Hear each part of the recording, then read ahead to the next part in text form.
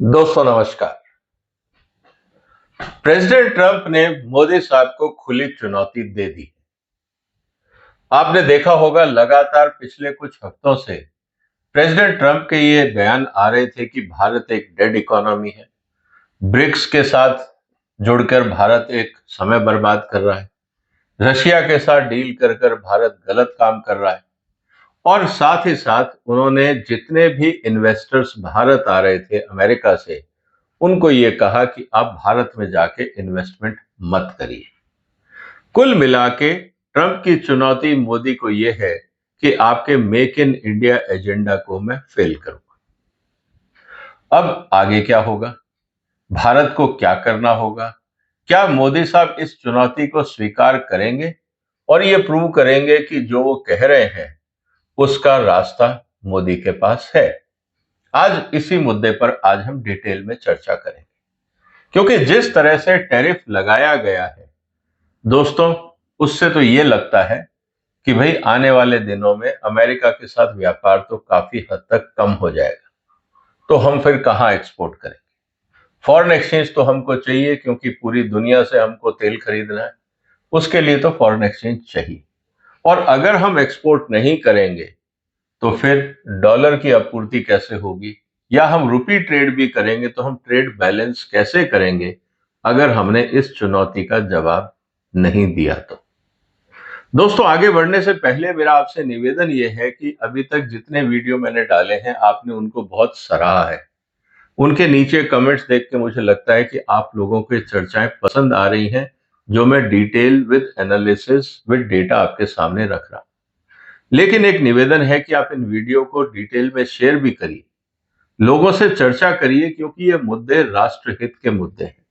अपने ग्रुप्स में शेयर करिए, परिवार में चर्चा करिए, जहां पे भी हो सके इन गंभीर मुद्दों पे चर्चा करिए, ताकि हम सब मिलके इस देश के लिए कोई रास्ता निकाल सकें। प्रधानमंत्री जी अपना काम करेंगे, लेकिन हम सबको भी अपना रोल प्ले करना है। तो सबसे इंपॉर्टेंट बात यह है दोस्तों कि ये जो मुद्दा है ये गंभीर है। आगे बढ़ने से पहले एक बार और निवेदन कि इस चैनल को सपोर्ट करें और सब्सक्राइब भी करें। दोस्तों आपको पता है कि व्यापार जब होता है तो उसमें दो चीजें इंपॉर्टेंट होती हैं। एक इंपॉर्टेंट होता है प्राइस, कि आप किस रेट पे हमें कौन सी चीज दे रहे हो, और दूसरी चीज इंपॉर्टेंट होती है क्वालिटी।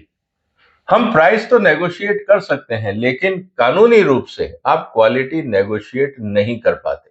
मिनिमम क्वालिटी स्टैंडर्ड तो कानून में डिफाइंड है, और हायर स्टैंडर्ड मार्केट डिफाइन करता है। जब आप प्रीमियम चार्ज करना चाहते हैं या जो दाम आप मांगते हैं, सामने वाला व्यक्ति भी उसके हिसाब से, कीमत के हिसाब से जो है वो क्वालिटी चाहता है।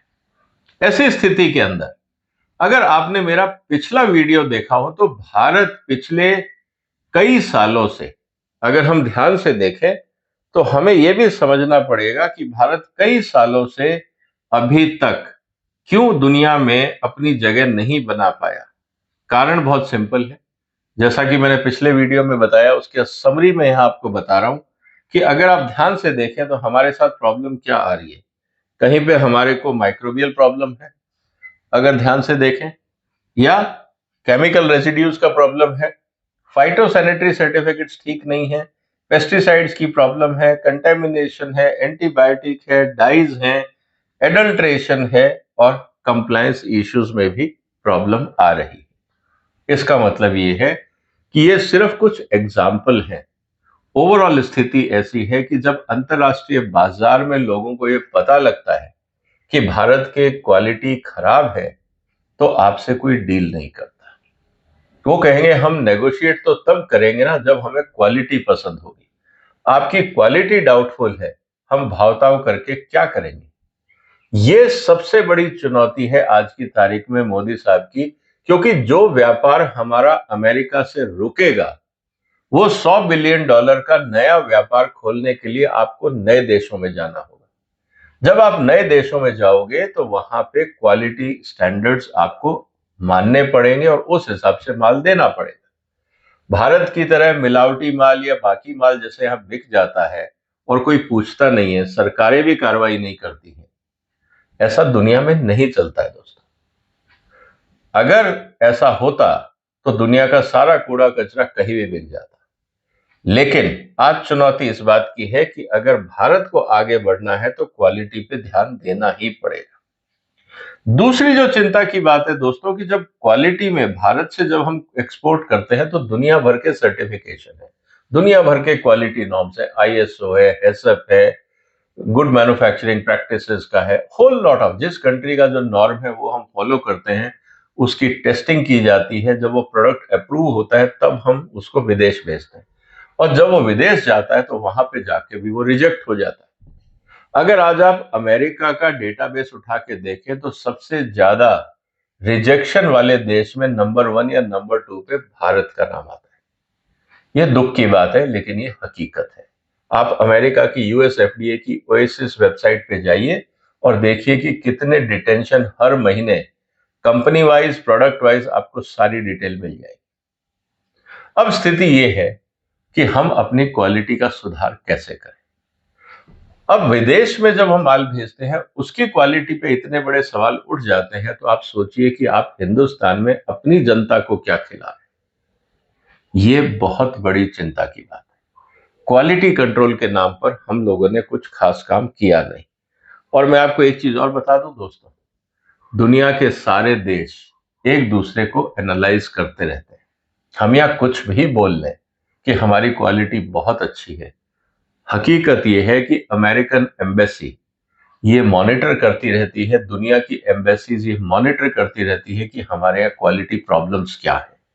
यहाँ से जब वो ब्रीफिंग देते हैं तो वहाँ जो कस्टम ऑफिशियल्स हैं और जो वहाँ के पॉलिसी मेकर्स हैं वो नजर रखते हैं कि भारत के कौन से प्रोडक्ट पे क्या कंट्रोवर्शियल इशू है।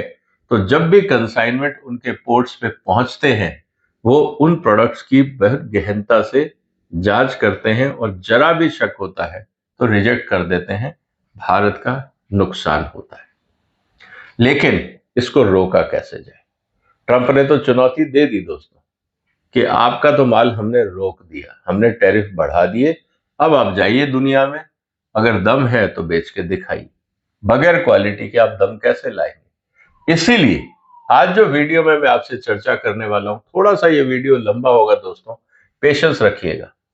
दुनिया में किस तरह से क्वालिटी कंट्रोल किया जाता है, दुनिया की बेस्ट प्रैक्टिसेस क्या हैं, वो आपके माध्यम से मैं मोदी साहब तक पहुंचाना चाहता हूं। उनको आप सुनिए, देखिए और हो सके तो इस वीडियो को शेयर करिए और इस पे चर्चा करिए। भारत सरकार का जो सबसे इंपॉर्टेंट एजेंडा आज की तारीख में वो ये है कि हमें एक रिलायबल क्वालिटी डिलीवरी प्रोडक्ट देना होगा। एक तरफ तो हमारे प्रोडक्ट्स की क्वालिटी में प्रॉब्लम है और दूसरी तरफ जब हमारा मन करता है हम एक्सपोर्ट बैन लगा देते हैं फॉर पॉलिटिकल रीजंस। दोनों हिसाब से क्वालिटी और रिलायबिलिटी के मामले में भारत का जो स्तर है दुनिया में वो बहुत नीचे है। हम कितना ही अपने देश में शोर मचा लें कि हम वी आर द बेस्ट, हम विश्व गुरु है, जो भी है, लेकिन दुनिया नहीं मानती। इसको हमें समझना होगा। साथ ही साथ अगर हमें कुछ करना है तो हमें ट्रांसपेरेंसी लानी होगी ताकि वो जो क्वालिटी कंट्रोल रिपोर्ट्स हैं, test report, certificate of origin, conformity document, ये सब भारत की तरफ से जब भी इशू हो तो दुनिया को उस पर भरोसा होना चाहिए। आज हमारे डॉक्यूमेंट्स पे भरोसा नहीं है दोस्तों, और ये बात सच है। अगर आप मेरे से पूछे तो मैं कहूंगा कि बाजार में आईएसओ 9000, हैसएप, जो भी सर्टिफिकेशन आपको एक्सपोर्ट्स के लिए चाहिए, 10-15 हजार में हजारों कंपनियां ऐसी मिल जाएंगी जो आपको सर्टिफिकेट बेच देंगी। जबकि इसका काम होना चाहिए, सिस्टम बने, प्रॉपर ऑडिट हो, जब आप उसका कंप्लायंस करें उसके बाद ये सर्टिफिकेट मिलने चाहिए। लेकिन हिंदुस्तान में हम लोगों ने हर सिस्टम का तोड़ निकाल दिया है कि इस सिस्टम को कैसे बाईपास करना है, इसमें हम लोगों ने महारत हासिल कर ली। खामियाजा क्या है कि 1950 से लेकर 2025 तक वर्ल्ड ट्रेड इतना बढ़ गया है, लेकिन हम दोस्तों अभी भी दुनिया के ट्रेड का 2% भी नहीं है। कहने को हम दुनिया के 16% हैं, लेकिन हमारी काबिलियत के हिसाब से हम 2% भी नहीं है। ये क्या बताता है? ये यही बताता है कि हम लोग सीरियस नहीं। तो अब सरकार को करना क्या चाहिए? हमारे यहाँ बहुत सारी एजेंसीज हैं मेरा निवेदन है मोदी साहब से कि जिस तरह से आपने टेररिज्म को कंट्रोल करने के लिए नेशनल इन्वेस्टिगेटिंग एजेंसी बनाई, आपने ब्लैक मनी को कंट्रोल करने के लिए, मनी लॉन्ड्रिंग को कंट्रोल करने के लिए ईडी बनाई, इसी तरह से अलग अलग डिपार्टमेंट्स को कंट्रोल करने के लिए आपने एक नेशनल अथॉरिटी बनाई।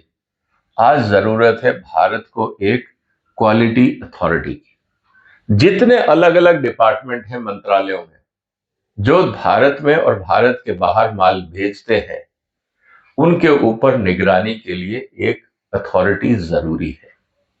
क्योंकि अगर आज फूड सेफ्टी अथॉरिटी के खिलाफ कोई कंप्लेंट है या मिलावटी माल बाजार में मिल रहा है या हमारा माल जाके रिजेक्ट हो रहा है दुनिया में, उसकी इन्वेस्टिगेशन कौन करेगा? क्योंकि जिन डिपार्टमेंट्स ने सर्टिफिकेट इशू किए हैं वो तो अपने खिलाफ कार्रवाई करेंगे नहीं, वो तो इन्वेस्टिगेशन करेंगे नहीं। इसीलिए मैं कह रहा हूं कि नेशनल एक्सपोर्ट क्वालिटी अथॉरिटी बननी चाहिए, जिसके तहत जितने बाकी डिपार्टमेंट्स हैं वो उसके अंदर रहे, ताकि जब भी कोई कंसाइनमेंट दुनिया में रिजेक्ट होता है भारत का, इस अथॉरिटी की जिम्मेवारी होनी चाहिए कि उस रिजेक्शन के कारण का इन्वेस्टिगेशन करे। किस डिपार्टमेंट ने फर्जी सर्टिफिकेट दिए, किस लैब ने फर्जी सर्टिफिकेट दिए, ये माल रिजेक्ट क्यों हुआ, तभी जाके अकाउंटेबिलिटी आएगी। आज हमारे देश में कोई भी अकाउंटेबिलिटी नहीं है, चाहे आप माने या माने ना माने। दूसरी तरफ जब एक अथॉरिटी बन जाएगी तो जितने भी हमारे अलग अलग प्रोडक्ट्स और कंट्रीज हैं, आज एक्सपोर्टर्स को अगर कहीं दिक्कत होती है तो कंफ्यूजन दूर करने के लिए वो अथॉरिटी को जाके पूछ सकता है कि मेरे को ये एक्सपोर्ट करना है, मैं कहां से क्या डॉक्यूमेंट ले सकता हूं, और अथॉरिटी गाइड करेगी कि ये सर्टिफिकेट कौन सा डिपार्टमेंट और कितने दिन में देगा। नहीं तो अलग अलग डिपार्टमेंट में जाइए, लोग रिश्वत देते हैं और सर्टिफिकेट खरीदते हैं। रिजेक्टेड माल के भी सर्टिफिकेट मिल जाते हैं। ये हकीकत है, दुनिया जानती है कि डिपार्टमेंट्स को कैसे मैनेज किया जाता है। दूसरी तरफ बहुत सारी लैब रिपोर्ट्स या डिपार्टमेंट्स जो हैं वो पेपर रिकॉर्ड्स दे देती है। भारत में भी हमने देखा जितने टेंडर होते हैं उनके साथ हैसब सर्टिफिकेट, क्वालिटी रिपोर्ट सब लगाई पड़ती है। हकीकत यह है दोस्तों कि एक पुरानी क्वालिटी कंट्रोल रिपोर्ट ली जाती है। बहुत सारी कंपनियां क्या करती है कि आज कंप्यूटर में बैठ के पीडीएफ में आपको जो चाहिए वो चीज आप चेंज कर लीजिए, डेट बदल दीजिए, पैरामीटर बदल दीजिए, टेंडर के हिसाब से उसके पैरामीटर बना दीजिए और पुराने रिपोर्ट नई डेट के हिसाब से जमा करा दीजिए। अब मुझे बताइए कौन वेरीफाई करेगा कि ओरिजिनल रिपोर्ट क्या थी या ये फर्जी रिपोर्ट का ट्रेसेबिलिटी कैसे होगी? इसीलिए दुनिया में हमारी टेस्ट रिपोर्ट्स की क्रेडिबिलिटी बहुत नीचे है, वर्चुअली खत्म। लोग क्या कहते हैं? लोग कहते हैं आप डिजिटली साइंड टेस्टिंग रिपोर्ट दीजिए और सर्टिफिकेट ऑफ ओरिजिन दीजिए। हम आपके कागज लिखे हुए डॉक्यूमेंट नहीं मानेंगे, हमें क्रिप्टोग्राफिक या क्यूआर स्टैम्प हमें आप डॉक्यूमेंट दीजिए ताकि हम स्कैन करके उसको ट्रेस कर सके कि यह सैंपल कब टेस्ट हुआ था। आप हमें एक कागज ला के दे देते हैं कि आप क्वालिटी हमारी अच्छी है, हम इसको नहीं मानते। साथ ही साथ जो बहुत इंपॉर्टेंट बात है कि मैनिपुलेशन ना हो, भ्रष्टाचार ना हो। दुनिया में ये कहा गया है कि क्वालिटी कंट्रोल लैब्स को ये कहा जाए कि वो अपना रॉ डेटा जो है वो अपलोड करें। क्यों अपलोड करें? क्योंकि फिनिश्ड रिपोर्ट को तो मैनिपुलेट किया जा सकता है, और अगर रॉ डेटा अपलोडेड है तो करप्शन में या पैसे देके रिपोर्ट बनवाना मुश्किल होगा, और ये जरूरी होना चाहिए। अगर हम ये नहीं करेंगे, हिंदुस्तान के प्रोडक्ट पे दुनिया को भरोसा नहीं होगा। तो जो चुनौती ट्रंप साहब ने दी है कि आपके पास क्वालिटी ही नहीं है, आप एक मेक इन इंडिया की बात कर रहे हो, आपके देश में क्वालिटी सिस्टम तो है नहीं, हमने आपका माल लेने से मना कर दिया वाया रेजिंग कस्टम ड्यूटी, अब आप कहां जाके बेचेंगे? ये चुनौती मोदी साहब के ऊपर है कि अब $100 बिलियन का माल कहां बेचा जाए और कौन हमसे लेगा जिसको हमारे पे भरोसा हो। इसके साथ ही जो ये डॉक्यूमेंटेशन है, इसका जो पोर्टल है ये पब्लिक में होना चाहिए, और जो बाइंग कंट्रीज है उनको भी एक्सेस होना चाहिए ताकि पता रहे कि जो क्वालिटी है वो रिलायबल है। जैसा मैंने पहले कहा कि पेपर पीडीएफ और ड्यूटीज जो स्टैंप लगती है कागजों पे, ये सब फर्जी बन जाती हैं। आज जो जमाना है वो है क्रिप्टोग्राफिक सिग्नेचर का और ऑडिटेबल लेजर। कि आपको कौन सा सैंपल लैब में आया, आपने उसकी क्या टेस्टिंग करी, वो सारा प्रोसीजर डिजिटली रिकॉर्डेड होना चाहिए ताकि हम उस पर भरोसा कर सकें। अब सबसे इंपॉर्टेंट चीज जो दोस्तों भारत को बर्बाद करती है वो है कन्फ्लिक्ट ऑफ इंटरेस्ट। जितनी भी लैब्स हैं, प्राइवेट लैब्स, वो इसलिए सैंपल रिजेक्ट नहीं करती हैं क्योंकि अगली बार से जो एंटरप्रेन्योर है या एक्सपोर्टर है वो आपको सैंपल नहीं देगा। क्योंकि मैंने आपको सैंपल दिया, आपने रिजेक्ट कर दिया, तो मुझे पता है यार ये आदमी काबू में तो आएगा नहीं, मैं दूसरी लैब में चला जाऊँ। जब मैं दूसरी लैब में जाता हूँ और वहां मेरा सैंपल पास हो जाता है, जिसने ईमानदारी से रिजेक्ट किया उसके बिजनेस का लॉस होता है। तो उसको ये लगता है कि मैं ईमानदारी क्यों दिखाऊं, मैं भी गलत सैंपल को पास करूंगा, कम से कम मेरे पास सैंपल तो आते रहेंगे, इसी बहाने मैं कमाई करता रहूंगा। ये एक बहुत बड़ा फ्रॉड है जब हम बात करते हैं कि साहब private lab should be authorised, self certification should be authorised. मैं इस बात से कभी भी कंफर्टेबल नहीं। ये मैं अपने पर्सनल एक्सपीरियंस से आपको बता रहा हूं। जब मैं भी इंडस्ट्री में माल खरीदता था, मैं सेल्फ सर्टिफिकेशन पे भरोसा नहीं करता। थर्ड पार्टी को हम यूज करते थे और साथ में खुद जाके क्रॉस वेरीफाई करते थे कि हाँ सब कुछ ठीक ठाक है। इसीलिए अगर हम देखें तो इंडिपेंडेंट टेस्टिंग जरूरी है और रोटेटिंग लैब असाइनमेंट होना चाहिए। मतलब कि कंप्यूटर के माध्यम से जो क्वालिटी कंट्रोल अथॉरिटी मैंने बात करी, वो एक ऐसा सिस्टम बनाए कि आप किस लैब में अपना सैंपल भेजेंगे ये कंप्यूटर डिसाइड करेगा। आप एक लैब को परमानेंट ऑन पेमेंट रोल पे नहीं रख सकते हैं, क्योंकि एक्सपोर्टर जब तक अपने हिसाब से लैब को चूज करेगा तब तक आपको सर्टिफिकेट की क्वालिटी पे और जो प्रोडक्ट की क्वालिटी है दोनों पे डाउट रहेगा। ये आप मान के चलिए, यही कन्फ्लिक्ट ऑफ इंटरेस्ट है। ये तो वही बात हो गई कि मैं अपराधी हूं, अपने हिसाब से मैं जज को चूज करूंगा या आर्बिट्रेटर को चूज करूंगा। ऐसा कहां होता है। लेकिन जब क्वालिटी कंट्रोल की लैब की बात आती है तब मैं चूज करता हूं कि साहब मेरे हिसाब से टेस्ट होगा। हकीकत यह है भारत में भी हम ये बताते हैं कि वेइंग ब्रिज कौन सा इस्तेमाल हो, हम लोकल वेइंग ब्रिज को भी भरोसा नहीं करते हैं। मैं आपको प्रैक्टिकल एक्सपीरियंस से बता रहा हूं। तो ये इश्यूज तो भारत में हैं। और साथ ही साथ जो भी लैब के खिलाफ कंप्लेंट आती है उसका इवैल्यूएशन होना चाहिए, उसके लिए एक क्वालिटी मैट्रिक्स बननी चाहिए एक्रीडेशन की, कि जोन सी लैब के खिलाफ ज्यादा कंप्लेंट आए उनको आप ब्लैकलिस्ट कर दीजिए। और उसका रेप्यूटेशन स्कोर एबीसी के हिसाब से वेबसाइट पे होना चाहिए। आज क्या हो रहा है दोस्तों, आज है lab as a paid service. जैसे हिंदुस्तान में आप किसी भी कंसल्टिंग ऑर्गेनाइजेशन को कहो कि मुझे आईएसओ 9000 चाहिए, आपको पक्का मिल जाएगा, कोई रिजेक्ट नहीं करता, चाहे आपके पास सिस्टम हो या ना हो। यही बात हैसब की है, यही बात एनवायरमेंट क्लियरेंसेस की है, यही बात हर सर्टिफिकेशन सिस्टम की है। आप मुझे बताइए, क्या सरकार एक कानून ऐसा बनाएगी कि हर सर्टिफिकेशन बॉडी को, चाहे वो लैब हो या ऑडिटिंग कंपनीज हो, उनको अपनी वेबसाइट पे डालना होगा कि इस महीने आपने कितने कंपनियों को रिजेक्ट किया, उनके ऑडिट रिजेक्ट हुए। क्योंकि जब तक रिजेक्शन नहीं होगा, हर चीज अगर पास हो रही है तो उस फिल्टर का मतलब क्या है। इसका मतलब यह है कि उस फिल्टर में छेद है। अगर हर चीज पास हो जाए तो आपको फिल्टर चाहिए क्या दोस्तों, सोचिए। और अगर हर सर्टिफिकेशन कंपनी, मैंने अप्लाई किया कि मेरे को आईएसओ 9000 चाहिए, मेरे को 14000 चाहिए, 22000 चाहिए, और मुझे मिलता ही जा रहा है, जस्ट फीस जमा करानी है, तो सर्टिफिकेट का मतलब क्या है, कितनी कंपनियां रिजेक्ट हुई। जब तक ये लिस्ट सामने नहीं आएगी तब तक आप भरोसा नहीं कर सकते। और दुनिया यही देखती है, ये नहीं देखती कि आपने कितने अप्रूव किए, वो देखती है कि अगर आपका सिस्टम इफेक्टिव है तो कितने रिजेक्ट किए वो लिस्ट हमारे साथ शेयर करो। और वो हमारे पास होती नहीं। ये हमारे लिए सबसे खतरनाक स्थिति है। इसके अलावा जो इंपॉर्टेंट चीज है वो ये कि अगर कोई भी व्यक्ति फर्जी सर्टिफिकेट देता पाया गया, उसके खिलाफ क्रिमिनल केस बुक होना चाहिए। क्योंकि जब तक डर नहीं होगा सुधार नहीं होगा। पैसे लेकर आप देश के साथ खिलवाड़ कर रहे हो।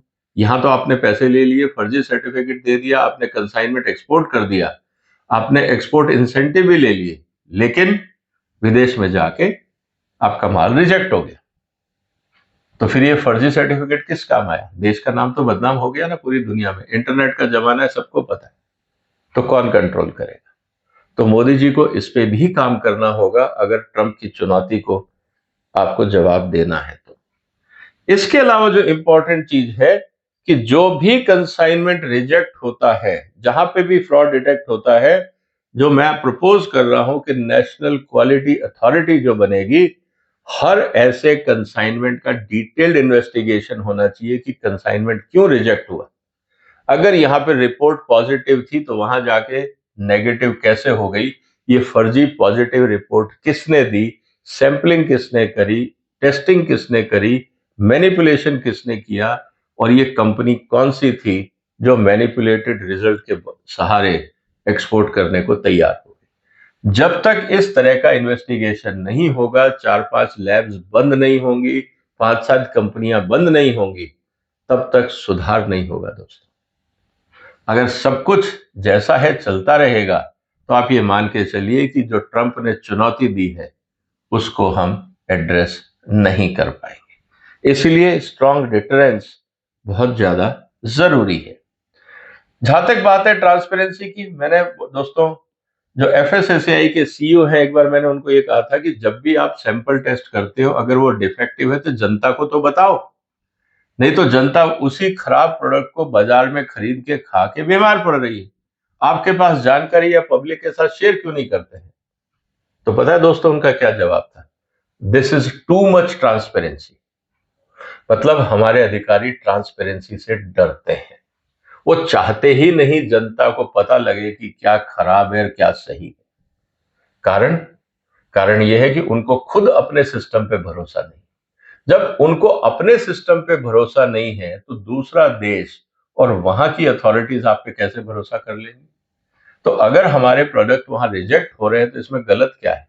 और दुनिया अगर हमसे नहीं खरीद रही है, 34 ट्रिलियन डॉलर का बाजार है, हम कुल मिला के 700 बिलियन डॉलर के आसपास बैठे हैं, क्या आपको ताजुब नहीं होता कि इसका कारण क्या है?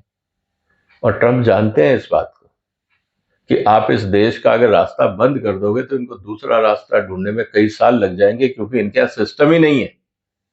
जो सिस्टम ये बोलते हैं वो इजीली मैनिपुलेटेड है, इस बात को भी वो समझते हैं।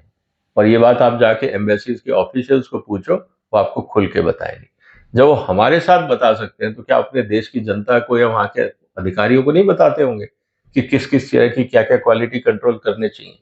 इसीलिए rejection by lab and sector wise audit जरूरी है कि कौन सी लैब में क्या गड़बड़ हो रही है, उन पे ताला लगना चाहिए, और किन सेक्टर्स में प्रॉब्लम ज्यादा है उनको एड्रेस करने के लिए वहां के किसानों को, लोगों को, इंडस्ट्री को ट्रेनिंग अगर देनी है तो उसको भी करना पड़ेगा।